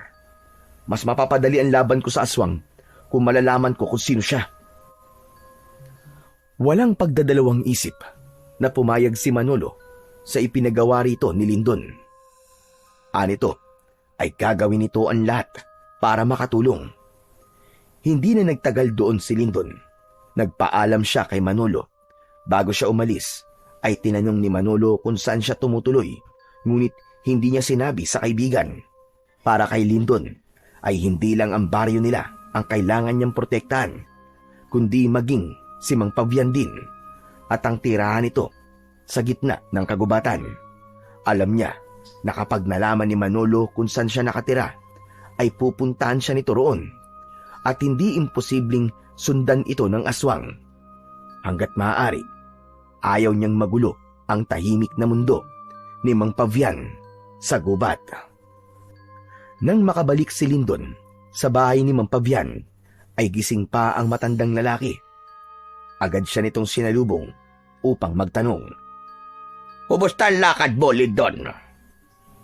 Sa nakita ko po, ay mukhang patuloy pa rin po ang pag-atake ng aswang sa aming baryo. Tahimik pa rin po doon, Mang Pavian. Pero sandali po ako nagpunta sa bahay ko para kausapin ang kaibigan ko. Iniisip pala ng mga tao ron na patay na ako. Hindi ba'y mas maganda yon para isipin ng aswang na wala nang maglalakas ng loob na labanan siya? Tama po kayo. Mas makakagalaw po ako ng maayos kung iisipin ng aswang na wala na ako. Pero yung kaibigan mo, sigurado ka bang mapagkakatiwalaan mo siya? Oo naman po. Matagal na po kami magkaibigan ni Manolo. Alam ko na mapagkakatiwalaan ko siya. At isa pa, tutulungan din po niya ako sa pagtuklas kung sino po ang aswang sa aming baryo. Malaking tulong po yun, lalo na't hindi pwedeng pati sa umaga ay nandun ako. Baka may makakita pa sa akin na ibang tao. Mabuti naman kung ganun. Ang mabuti pa ay magpahinga na tayo. Malalim na rin ang gabi. Sige po, Mang Pabian. Matapos na isabit ang latigo sa likod ng pinto, ay nahiga na si Lindon sa sahig na kawayan na may latag na banig. Habang si Mang Pabian ay nasa papag nito, ngunit hindi magawang makatulog ni Lindon. Patuloy niyang iniisip kung sino nga ba talaga ang aswang na tinutukoy ni Amor. Kinaumagahan, maagang nagising si Lindon para sandaling magsanay. Bandang 7:00 ng umaga nang tawagin siya ni Mang Pabian para mag-almusal. Matapos kumain, ay tinulungan muna ni Lindon si Mang Pabian sa taniman nito ng gulay. Kinuwentuhan siya ni Mang Pabian sa mga naging karanasan nito nung isa pa itong manunugis. Noon ay hindi lang sa baryo namin ako nanunugis ng aswang. May mga lugar din na humihingi sa akin ng tulong kapag may problema sila sa aswang. Naaalala ko na may isang baryo na hiningi ang tulong ko dahil maraming mga batang nawawala sa kanila. Alam ko na kagad na aswang ang may kagagawan nun at natagpuan ko ang aswang sa gitna ng kakauyan. Babae, matanda na, pero mabilis pa rin kumilos. Ginamit ko sa kanya ang latigong gawa sa buto ng ahas para labanan siya. Sa huli, ako ang nagwagi at napakawalan ko mga batang binihag niya. Talaga po palang napakahusay niyo, Mang Pabian. Sigurado po ako na maraming humahanga sa inyo dahil sa galing niyo. Pero hindi sa lahat ng pagkakataon ay nananalo ko, Lindon. Ilang beses din ako nasugatan. Maraming beses din ako natalo. Pero hindi ako sumuko. Palagi kong iniisip kung bakit ako nakikipaglaban. Hindi ko ginamit ang latigo para magpakitang gilas. Ginamit ko yun kasi alam kong may kailangang iligtas. Tandaan mo yan, Lindon. Ang latigong yon ay hindi para sa galit, kundi para sa katarungan at pagtulong sa mga nangangailangan. Tatandaan ko po ang lahat ng sinabi niyo sa akin, Mang Pabian. Malaking bagay po para sa akin ang mga payo niyo. Nagpatuloy sila sa pagtatanim, ngunit sa pagitan ng katahimikan ay tila may bigat na naramdaman si Lindon sa kanyang dibdib. Sa kanyang isipan, muling umukit ang alaala ng gabing nakita niyang pinatay si Amor ng aswang. Alam niya na marami pang magiging biktima ang aswang kung hindi kagad siya kikilos. Pagsapit ng gabi, matapos ang hapunan, ay pumwesto si Lindon ng upo sa harapan ng kubo, habang si Mang Pabian naman ay abala sa paghuhugas ng kanilang pinagkainan. Habang nakatanaw sa malayo, ay may kakaibang naramdaman si Lindon. Naging maalinsangan ang hangin at may naamoy din siya na parang nabubulok na karne. Biglang lumabas si Mang Pabian, dala ang latigong gawa sa buto ng ahas. Inabot nito yon kay Lindon. Nagtataka man ay tinanggap pa rin yun ng binata. Bakit, Mang Pabian? Ano nangyayari? Nararamdaman mo ba yon? Biglang uminit at bumigat ang hangin.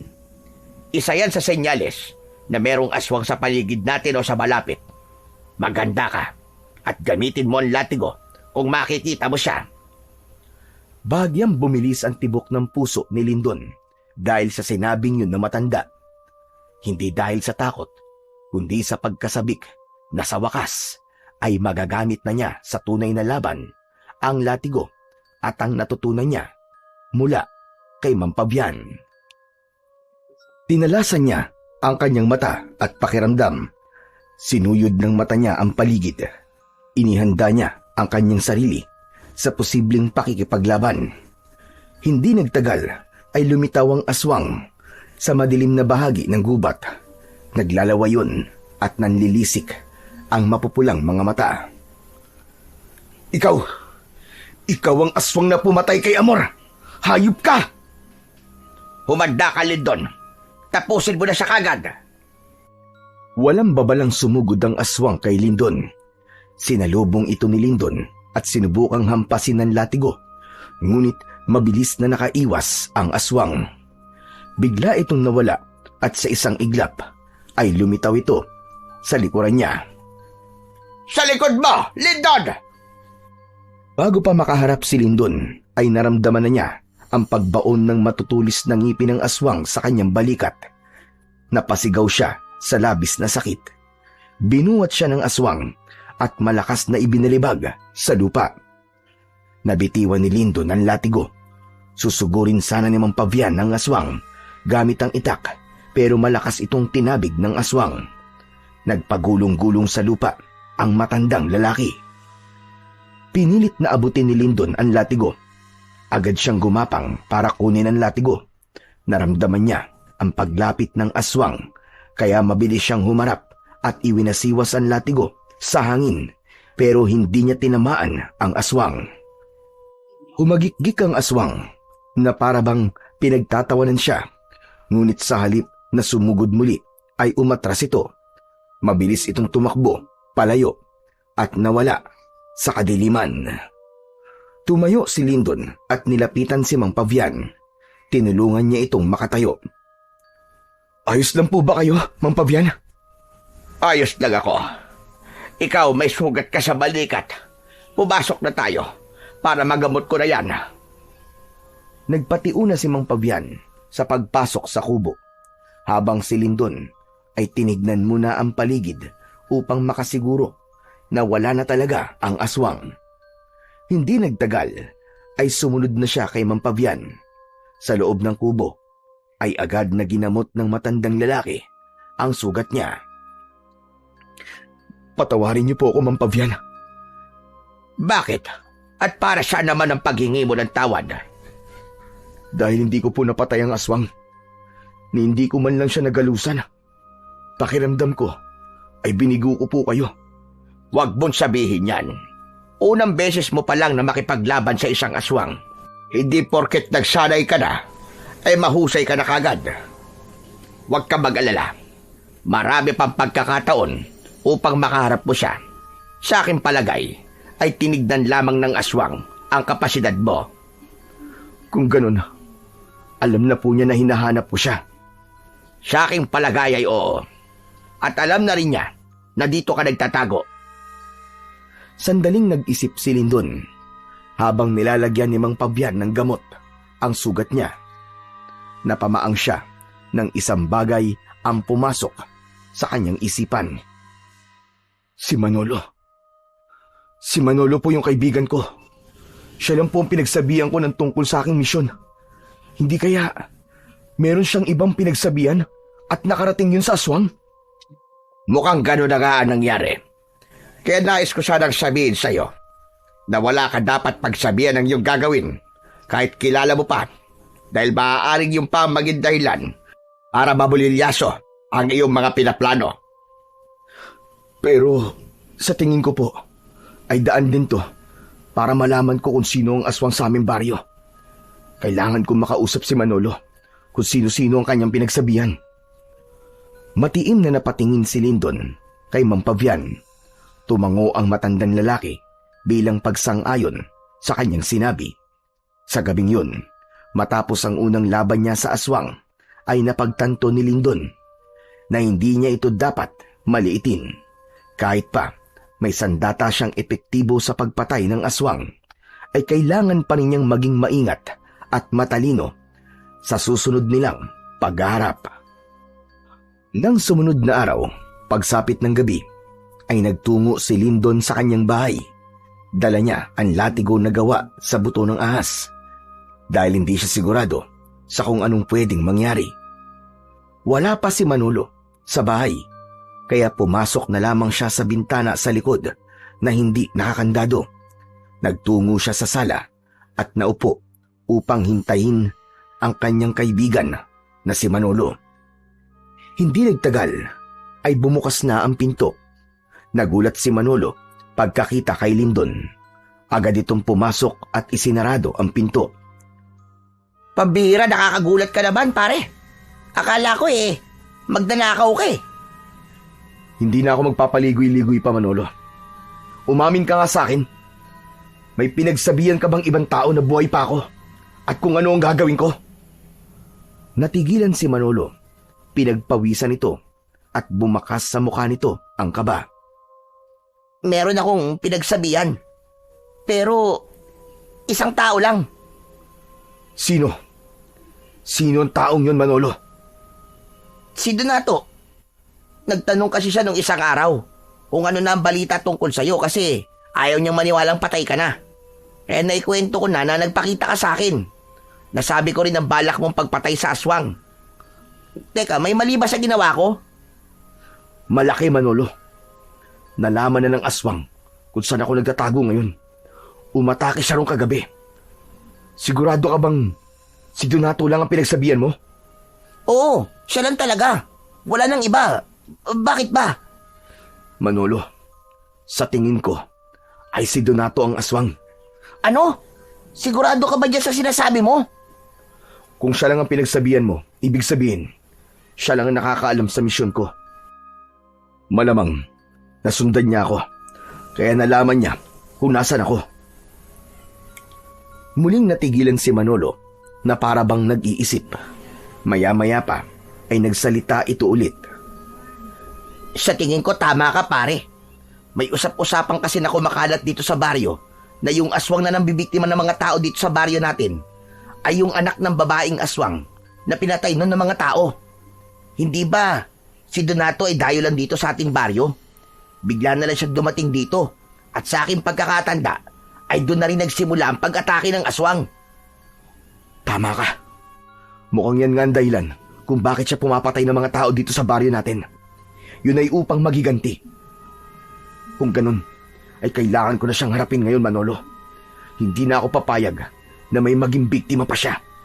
Kailangan matapos na ang gabing to na may isa sa amin na mamamatay. Tumayo si Lindon. Palabas na sana siya ng pinto nang hawakan siya sa braso ni Manolo. Nang tignan niya ito, ay bakas sa mukha nito ang pag-aalala. Sandali lang pare. Huwag ka magpadalos-dalos. Baka kung anong mangyari sa iyo eh.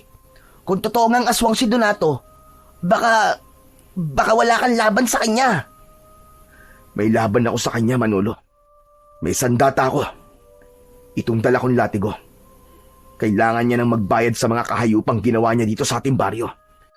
Wala siyang puso, sapagkat kahit ang mag-ina niya ay nagawa niyang patayin upang protektahan lang ang kanyang sekreto. Kung ganun pare, hayaan mo ako't sumama sa'yo. Mabuti lang meron kang backup. Hindi na kailangan, Manolo. Dito ka na lang at ipagdasal mo ko. Ayokong pati ikaw ay madamay. Ito ay laban sa pagitan namin ni Donato. Kung hindi na kita mapipilit na isama mo ako, ay susundin na lang kita. Basta, bumalik ka ng buhay dito, Lindon ha. Ayoko mawalan ng isang mabuting kaibigan. Isang tango lamang ang isinagot ni Lindon. Matapos yun, ay tuluyan na siyang lumabas at mag-isang naglakad patungo sa tirahan ni Donato. Inasahan na ni Lindon na malalaman niya sa gabing yun kung sino ang aswang. Ang hindi niya inaasahan ay si Donato pala yun. Hindi niya ito pinaghinalaan sapagkat alam niyang imposible na patayin nito si Amor at ang anak nito. Ngunit dahil sa sinabi ni Manolo at nang mapagdugtong-dugtong na nila ang mga nangyari, ay kumbinsido na siya na si Donato nga ang aswang. Makalipas ang ilang minuto, ay nasa harapan na si Lindon ng bahay ni Donato. Maigpit niyang hawak ang latigo. Nakasarado ang pinto ng bahay at patay na ang mga ilaw sa loob. Donato! Lumabas ka dyan! Harapin mo ako! Walang hiya ka, Donato! Lumabas ka! Paulit-ulit na sumigaw si Lindon. Maya-maya pa ay bumukas ang pinto at lumabas si Donato na nagulat nang makitang buhay si Lindon. Lindon? Ababuhay ka nga! Sabi ko na nga ba at hindi ka papatay eh. Nanghihinayang ka ba? Na hindi mo ako napatay?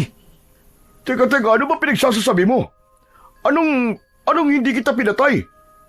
Tama ng pagmamaang-maangan mo, Donato. Alam ko ng sikreto mong hayop ka. Ikaw ang aswang dito sa aming baryo. Ikaw ang anak ng babaeng aswang na pinatay noon ng mga tao dito at bumalik ka rito para maghiganti. Teka, kalokohan yan sinasabi mo, Lindon. Hindi ako aswang. Huwag kang magsalita ng ganyan at baka may makarinig pa sa'yo. Baka maniwala sila sa kasinungalingan lumalabas sa bibig mo. Mas mabuti na nga marinig ng lahat ng sinasabi ko para malaman nila kung ano ka talagang hayop ka. Napakawalang puso mo. Kahit asawa at anak mo ipinatay mo. Bakit? Dahil nalaman ba ni Amor na isa kang aswang kaya mo siya pinatay? Umiim ang bagang ni Donato. Mariin nitong ikinuyom ang mga kamay, sabay duro kay Lindon. Huwag mong dinadamay dito, mag-ina ko, Lindon. Hindi mo alam kung ano ang pinagdadaanan ko sa araw-araw dahil sa pagpatay ng aswang na sinasabi mo. Kung alam mo lang, hinahanap ko rin ang aswang na yon para patayin. Gusto kong maghiganti. Gusto kong bigyan ng hustisya ang pagkamatay ng mag-ina ko. Tama na. Tama na ang pagpapanggap mo. Hindi ako madadala sa drama mo. Sisiguraduhin ko na pagsisisihan mo ang lahat ng ginawa mo. Ipakita mo ng totoo mong anyo. Maging aswang ka na at maglaban na tayo hanggang kamatayan. Wala akong ipapakitang ibang anyo sa'yo, Lindon. Umalis ka na. Hindi ako aalis hanggat hindi kita napapatay. Mag-anyong aswang ka na. Umalis ka na bago pa ako tumawag ng mga pulis. Kung ayaw mo mag-anyong aswang, pipilitin kitang gawin mo yon. Malakas na sumigaw si Lindon at saka siya sumugod kay Donato. Isang malakas na suntok sa panga ang agad na ibinigay niya rito na dahilan para mapaatras ito at mapaupo. Hindi niya na ito hinintay na makatayo at sinundan kagad niya yon ng isa pang suntok sa muka. Napayuko si Donato, ngunit pilit na tumayo at lumaban. Gumanti rin ito ng suntok, pero mabilis na nasalag yun ni Lindon. Ano ba? Tumigil ka na, Lindon! Hindi ako titigil. Papatayin kita, Donato, para to sa lahat ng naging biktima mo. Nagpatuloy si Lindon sa pagsuntok kay Donato. Ang gusto niya ay mag-anyong aswang ito bago niya ito gamitan ng latigo. Ang bawat suntok ni Lindon ay may kasamang galit at pagkasuklam. Sa huli, napabagsak niya si Donato sa lupa. Mabilis siyang sumaklang sa katawan nito at sunod-sunod na pinakawala ng kanyang mga kamao sa mukha nito. Ang bawat suntok ay mabigat, may kasamang panlilisik ng mga mata at walang pasubaling galit. Ipakita mo na ang totoo mong anyo! Halimaw ka! Hindi na nagawang makapagsalita ni Donato. Lupaypay na ito at duguan na ang muka. Tila wala na itong lakas para lumaban, kaya tinanggap na lang nito ang mga suntok ni Lindon. Napagod na rin si Lindon, kaya inipon niya ang kanyang lakas. Itinaas niya sa ere ang kanyang kamao. Malakas siyang sumigaw. Akmang susuntokin niya muli si Donato nang isang sigaw ang pumigil sa kanya. Lindon! Tama na! Hindi siya isang aswang! Nagtatakang napatingin si Lindon sa papalapit na si Mang Pavian. May hawak itong maliit na bote na may laman na langis at kung ano-anong ugat. Mang Pavian! Siya po ang aswang! Siya lamang ang pinagsabihan ng kaibigan ko ng tungkol sa nangyari sa akin at sa plano ko. Kaya nalaman niyang buhay pa ako at sinundan niya ako sa tirahan niyo sa gubat. Maniwala ka sa akin. Hindi isang aswang ang lalaking yan. At paano niyo po nasabi na hindi aswang tong si Donato? Ipinakita ni Mang Pavian ang hawak nitong bote. Dahil sa boteng ito, hindi kumukulo ang lagi sa loob nito. Kaya sigurado kong hindi siya aswang. Isa pa, base sa pakiramdam ko, ay wala akong nararamdaman na may dugo siyang aswang. Naguguluhang napatingin si Lindon kay Donato. Hindi niya maintindihan kung paanong hindi aswang si Donato, gayong lahat ng ebidensya ay ito ang itinuturo. Umalis na siya sa ibabaw ni Donato. Tinulungan ni Mang Pavian si Donato na makatayo. Sinabi ko naman kasi sa iyo hindi ako ang aswang. Sandali, Donato. May iba ka bang pinagsabihan ng tungkol sa nangyari sa akin sa gubat? Wala akong pinagsabihan. Si Manolo, siya ang nagsabi sa akin ng tungkol sa nangyari sa'yo. Kahit hindi ko naman siya tinatanong. Biglang nanlamig si Lindon. Pakiramdam niya ay binuhusan siya ng isang timbang tubig. Napatingin siya kay Mang Pavian. Alam ko nasa isip mo, Lindon. Ibig sabihin, si Manolo, siyang aswang? Tama ka. Ang kaibigan mo ang aswang at mukhang matagal ka na niyang nililinlang. Hindi. Hindi pwedeng maging aswang si Manolo. Matagal ko siyang nakasama eh. Simula na dumating siya dito sa baryo namin, ay kaibigan ko na siya. Sandaling natigilan si Lindon. Sa sinabi niyang yun, ay doon na niya napagtanto na gaya ni Donato ay dayo din si Manolo sa kanilang baryo. Doon na rin niya naisip na baka kaya tuwing kinakatok niya si Manolo sa kwarto nito ay hindi ito nagbubukas ng pinto ay dahil wala ito roon. Dahil ang totoo ay nasa labas ito at nambibiktima ng mga tao. Labis na nasaktan si Lindon sa realisasyon na yon. Hindi niya akalain na ang taong pinagkakatiwalaan niya ang siyang salot sa kanilang baryo. Kung si Manolo ang aswang, ay kailangan ko siyang patayin. Pinatay niya ang mag-ina ko. Walang hiya siya. Nga ba, Donato? Kaya mo akong patayin? Matapos kang bugbugin ng kaibigan ko, ay makakalaban ka pa ba? Napatingin silang lahat kay Manolo. Huminto ito sa paglalakad. Tumayo ito ilang dipaan layo sa kanila. Sa kabila ng katotohanang sumabog ng gabing yun, ay may maliit pa ring pag-asa si Lindon na hindi aswang ang kanyang kaibigan. Manolo, sabihin mong di totoo ang aming hinala na ikaw ang aswang. Talagang maniniwala ka sa kanila, Lindon? Matagal na tayo magkaibigan, di ba? Kung isa akong aswang, ay matagal ka ng patay dahil magkasama tayo sa iisang bubong. Huwag kang maniwala sa sinasabi niya, Lindon. Tignan mo lang sa aking bote. Kumulo ito simula nang dumating ang kaibigan mo. Ibig sabihin ay isa siyang aswang. Kasinungalingan niyan, tanda. At paano ang isang langis ay magsasabing aswang ang isang tao o hindi? Ang matandang yan, Lindon. Baka yan ang aswang. Tignan natin kung makakatanggi ka pa sa gagawin kong hayop ka. Walang babalang ibinato ni Mang Pavian ang maliit na bote na may lamang langis kay Manolo. Tumama yon sa noon ni Manolo at nabasag. Kumalat ang malapot na langis sa buong mukha nito. Anong ginawa mong matanda ka? Ang langis na yan ang magpapalitaw sa kung ano kan talaga. Napaatras si Lindon sa gulat habang kitang-kita niya ang marahas na pagbabago ng anyo ng kaibigan. Ang balat ni Manolo ay tila pinupunit mula sa loob. Nanlisik ang mga mata nito. Halos lumabas na ang ugat nito sa buong katawan. Lumitaw ang matutulis nitong ngipin. Humaba ang mga kuko.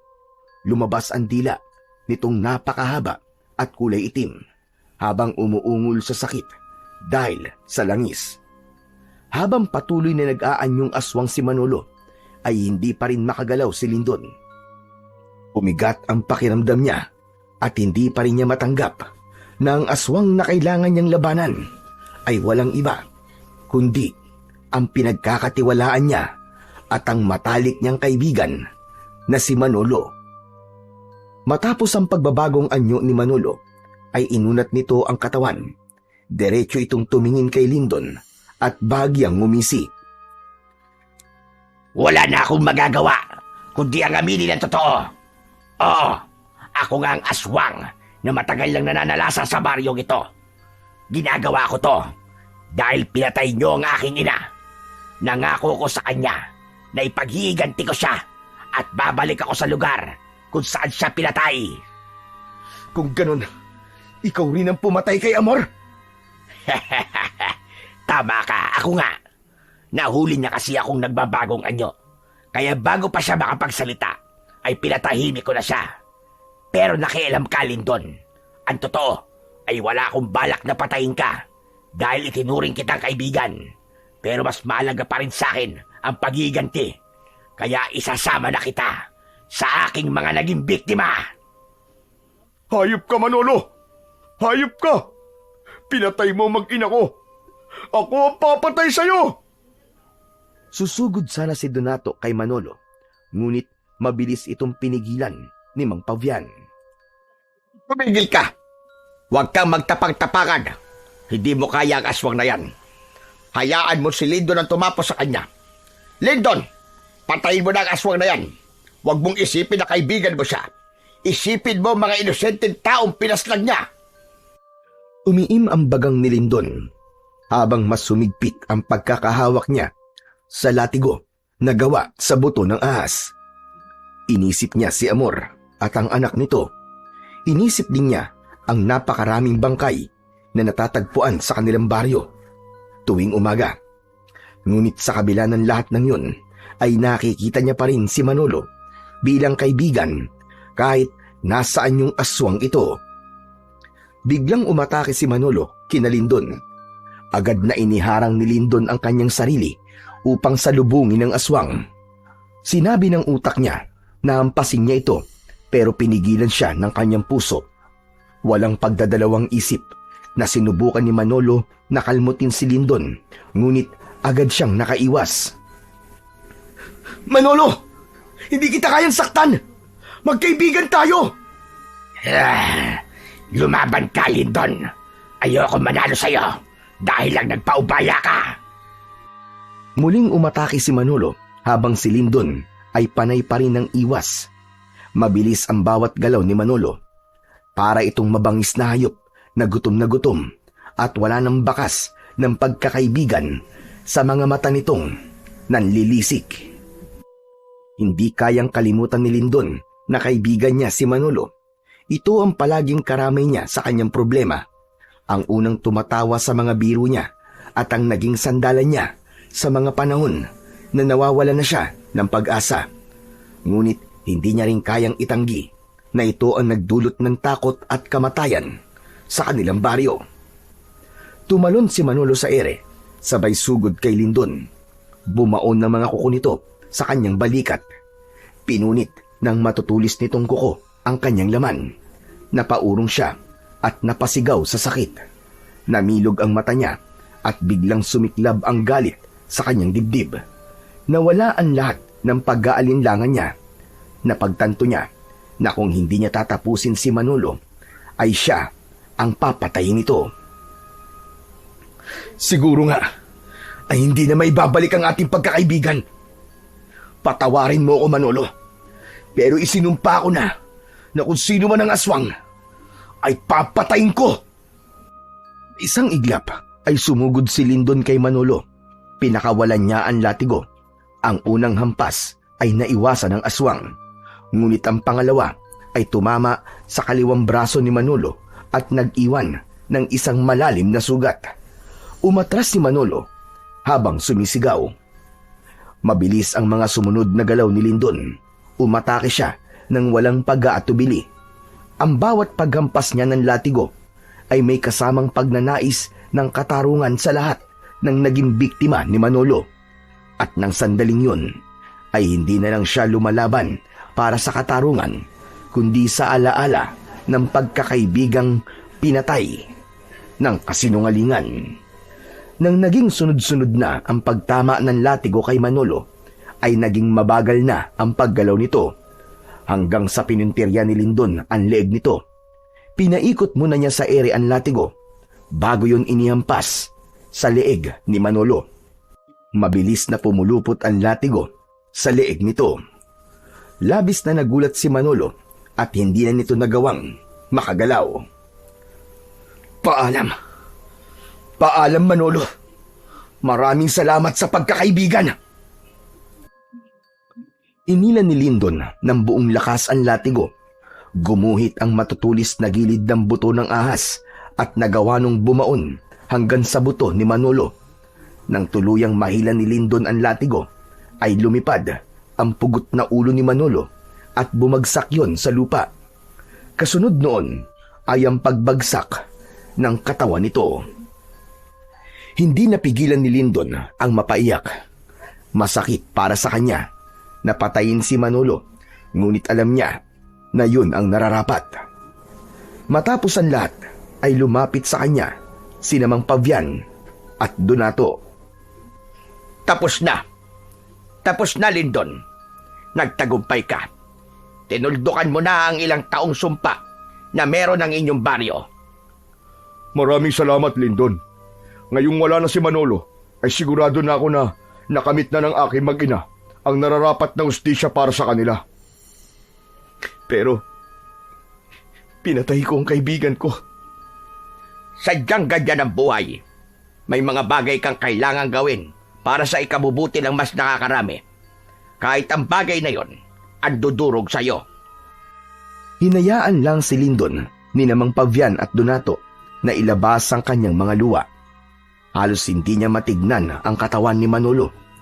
Tila nakisabay pa ang panahon sa kanyang pagluluksa dahil biglang bumuhos ang malakas na ulan. Tumingala si Lyndon at isang malakas na sigaw ang kanyang pinakawalan habang hinuhugasan ng ulan ang luwa sa kanyang mga mata. Makalipas ang ilang araw ay nakabalik na si Lyndon sa kanyang bahay. Nanibago siya sapagkat hindi siya sanay na mag-isa siya roon. Mabilis ding kumalat sa baryo nila ang pagiging aswang ni Manolo at ang pagkakapas lang dito ni Lyndon. Marami ang humanga kay Lyndon, hindi lang dahil sa tapang niyang harapin ng aswang, kundi maging sa desisyong patayin ng aswang, kahit pa ito ay ang kanyang kaibigan. Isang umaga, binisita ni Lyndon si Mang Pavian sa kubo nito. Nagdala siya ng grocery para rito at mga mangga at langka na ipinadala naman ni Donato. Maraming salamat sa mga dala mo, Lyndon. Salamat at hindi mo ko nakakalimutan. Mang Pavian, sa laki at dami po ng mga naitulong niyo sa akin, ay hindi ko po kayo makakalimutan. Oo nga pala, Mang Pavian. Nandito po ako para alokin kayo na doon naman nirahan sa aking bahay. Huwag po kayo mag-alala. Hindi ko po kayo pagtatrabahuin. Naisip ko po kasi na tulungan kayo kapalit ng tulong niyo sa akin. Lyndon, wala akong hinihinging kapalit sa tulong na ginawa ko sa'yo. Masaya na ako na naibalik na ang kapayapaan sa inyong baryo. Isa pa, sanay na ako sa buhay ko rito sa gubat. Pasensya na kung tatanggihan ko ang iyong alok. Pero ako sana may papakiusap sa'yo. Ano po yun, Mang Pavian? Tumayo si Mang Pavian at kinuha nito ang latigong gawa sa buto ng ahas. Nais ko sanang ipamana sa'yo ang aking latigo. Kung papayag ka, ipagpapatuloy natin ang iyong pagsasanay. Hindi lang si Manolo ang aswang na maaaring umatake sa inyong baryo. Nakikita ko na ikaw ang karapat-dapat na magmay-ari nito. Buong pusong tinanggap ni Lyndon ang latigo mula kay Mang Pavian. Sa paraan ng kanyang ngiti ay hindi na niya kailangang magsalita. Ramdam niyang alam na ni Mang Pavian ang kanyang kasagutan.